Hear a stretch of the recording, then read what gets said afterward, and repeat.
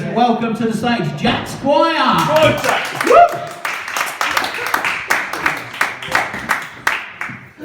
Hi guys, you alright? Yes. Having a good day? I personally am not. Earlier I entered the competition. I actually entered the National Erection Championships.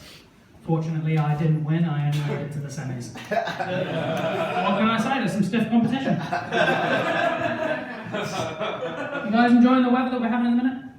It's horribly cold. It's that kind of weather where you go and you see elderly relatives and they tell you to wrap up warm. You know what I'm talking about? Like you go and visit your gran and she tells you to wrap up warm. You know, before you leave the house, she goes, "Oh yeah, just put a jumper on, and a coat, and a hat, and some scarves, and some gloves, and mittens, and the entire Primark winter collection. Just put it all on, and then you can leave."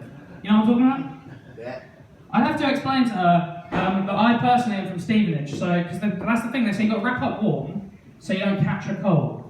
That's the thing. I am from Stevenage, so the common cold is too afraid to come anywhere near me in case it gets something worse. You know, like stabbed. Valentine's Day is coming up. Give me a cheer if you're in a relationship. Hey. Yeah, that's good. I'm in a relationship as well. I've got a fiance. We've been together 3 years now, just over 3 years. But I can still remember when we first got together because there's a 4-year age gap in our relationship. So when we first got together, I was 20, she was 16. And as you can imagine, everyone liked to make their little jokes, you know. Exactly, like that. OBS, older boy syndrome, that's what I do. However, yeah, people used to say stuff like that, but it worked out better for me. Because when at the end of the month, if I was ever low on money, I'd just take her on a date. My parents would pay me for babysitting. Just go and sit down for a meal, and she'd be like, "Oh, what's the occasion?" I'm like, "Rent?" Now be quiet and finish it. No, we would go out on proper dates. I could never take her drinking though. That was always a problem because she'd drink way too much and I'd spend the rest of the night looking after her, you know? She used to think she could handle her alcohol, but she really can't.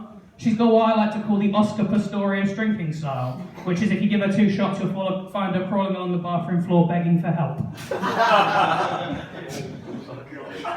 She has bad ideas when she's been drinking. For example, she went to a friend's house for pre-drinks before going out one night, and she got absolutely smashed at the pre-drinks. I asked her what happened, and she goes, "Oh, we were all making cocktails, but we ran out of half the ingredients, so we just replaced it all with vodka." Which is a terrible cooking strategy, and I can guarantee you'd never see it on MasterChef, would you? Next up, Gregory is making pan-seared scallops with baby new potatoes and a white wine jus. However, Gregory's forgotten half of these, and he's just replaced all the ingredients with special brew. And then Greg Wallace, as the judge, he's just demolished it in typical style, and he's just off his face now, hoping the next contestant makes a kebab. I don't know how to say it. Jesus.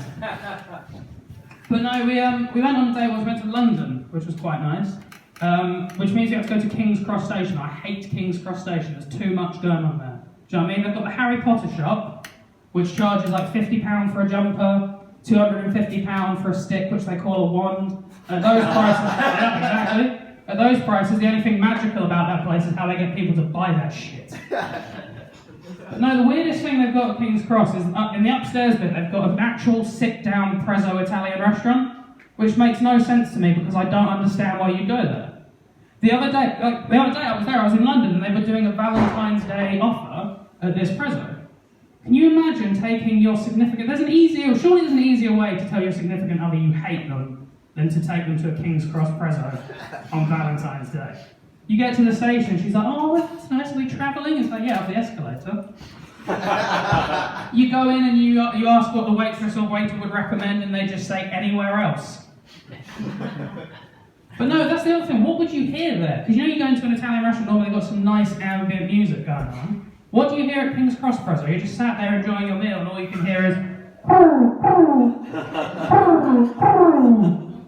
"Big issue, sir." Because there's a guy now going table to table selling big issues to pay off the mortgage he had to take out to buy a fucking Hufflepuff jumper from downstairs.